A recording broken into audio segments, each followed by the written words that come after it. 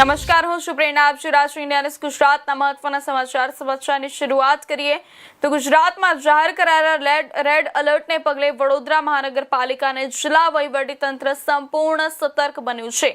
દાંડિયા બજાર સ્થિત integrated command and control centre પર municipal commissioner Arun Mahesh Babu, deputy કમિશનરો અને અન્ય અધિકારીઓએ શહેરની વરસાદી પરિસ્થિતિની સતત સમીક્ષા કરી.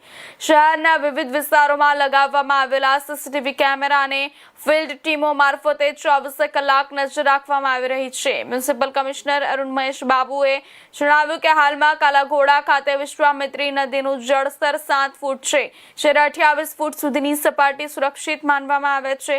આજવા તળાવનું જળસ્તર 208 ફૂટ છે અને તેની મહત્તમ ક્ષમતા 214 ફૂટ છે. ઉપરવાસમાંથી આવી રહેલા પાણીનું પીવાના ઉપયોગ માટે આયોજનબદ્ધ રીતે સંગ્રહ કરવામાં આવી રહ્યું છે. આજે સવારે માત્ર 2 કલાકમાં શહેરમાં 1.7 ઇંચ વરસાદ નોંધાયો છે, જ્યારે હાલોલ પંચમહાલ વિસ્તારમાં 4 ઇંચ વરસાદ પડ્યો છે. નોર્થ ઝોનમાં બિલ્ડિંગનો એક ભાગ અને એક વૃક્ષ ધરાશાયી થવાના બનાવોમાં ફાયર બ્રિગેડે તાત્કાલિક કાર્યવાહી કરી હતી. તમામ ફાયર ટીમો, ડેશ કેમ યુનિટ્સ અને ફિલ્ડ સ્ટાફ સતત પેટ્રોલિંગ અને મોનિટરિંગમાં વ્યસ્ત છે. બહુ ચિંતાજનક પરિસ્થિતિ નથી વડોદરા શહેરમાં. લેસ દેન 2 ઇંચીસ વરસાદ થઈ છે. ઉપરવાસમાં થોડો વધારે વરસાદ થઈ છે, 4 ઇંચની આજુબાજુ વરસાદ થઈ છે. એટલે ઉપરવાસની પાણી આપણા આજવા અને પ્રતાપપુરામાં સ્ટોર કરીને પીવાના પાણીનું સ્ત્રોત માટે અમે અત્યારે વધારે મહેનત કરી રહ્યા છે. વડોદરા શહેરમાં મોટાભાગમાં ડ્રેનેજીસ અને સ્ટોમ વોટર ડ્રેઇનથી જ પાણી નીકળી ગયું છે. ભીલબૈલીમાં જ્યાં સ્ટોમ વોટર ડ્રેનેજ સિસ્ટમ નથી ત્યાં થોડું પાણી ભરી છે. અમે એપીએસ અને પમ્પ્સ ચાલુ કરવાનું કામગીરી શરૂ કરી દીધી છે. સવારે 7 વાગ્યાથી જ આપણે સફાઈની ટીમ, ડ્રેનેજની ટીમ એક જ કામ કરી રહ્યા છે. જેટલા પાણી ભરેલા વિસ્તાર છે બધા પાણી પણ બહાર કાઢી રહ્યા છે.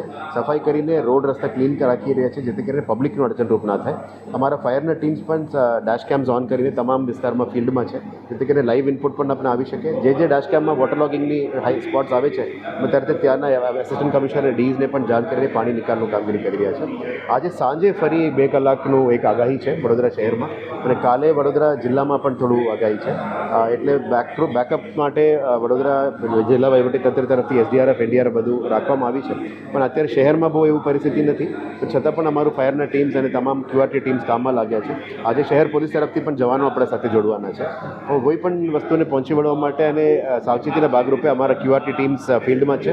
અમે સતત મોનિટરિંગ કરીશું અને અત્યારે ફિલ્ડમાં પણ જવાના છે. જે 2-3 કમ્પ્લેન્સ આવ્યા છે એ જોવા માટે અમે ફિલ્ડમાં નીકળવાના છે. નાગરિકોને એક જ અપીલ કરી રહ્યા છે. આપ જોઈ શકો છો કે અહીંયા બદામની બાગની નીચે LED સેન્ટરમાં પણ અમે દરેક અડધો કલાક વેધર ફોરકાસ્ટ અમે જાહેર કરી રહ્યા છે.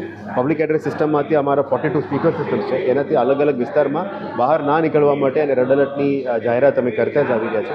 વડોદરા શહેરના જાહેરજનોને એક જ અપીલ છે કે આપ બિનજરૂરી પેનિક નથી થતા અને બિનજરૂરી બહાર પણ નથી નીકળવાના. વહીવટીતંત્રની ટીમ આપના માટે જ કટિબદ્ધ રીતે અત્યારે કામગીરી કરવા માટે અમે ફિલ્ડમાં છે. આપ બિનજરૂરી બહાર નથી નીકળવાનું એક જ અપીલ છે, અને બિનજરૂરી પેનિક પણ થવાની વિશ્વાસ નથી કરતા, અને બિનજરૂરી અફવાઓ ઉપર પણ વિશ્વાસ નથી કરવાનો, કારણ કે આપની કોઈ પણ રજૂઆત હોય અમારો ટોલ ફ્રી નંબર અવેલેબલ છે અને પહોંચી વળવા માટે વહીવટીતંત્ર અત્યારે સજ્જ છે.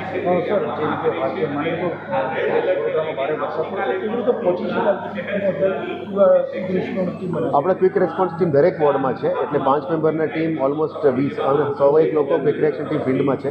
આ સિવાય તમામ ડ્રેનેજીસની ટીમ, સોલિડ વેસ્ટની ટીમ, વોટરના ટીમ તમામ અત્યારે ફિલ્ડમાં છે.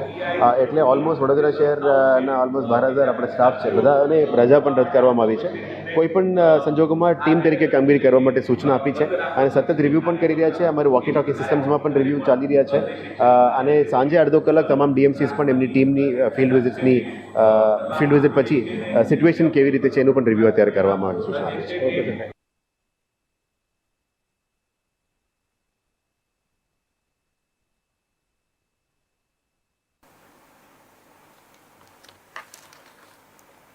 મોડાસા શહેરમાં પડેલા 1.25 ઇંચ જેટલા વરસાદ બાદ શહેરના 4 રસ્તા, કેદારનાથ સોસાયટી આગળનો DP રોડ તેમજ અન્ય નીચાણવાળા વિસ્તારોમાં વરસાદી પાણી ભરાઈ ગયા હતા.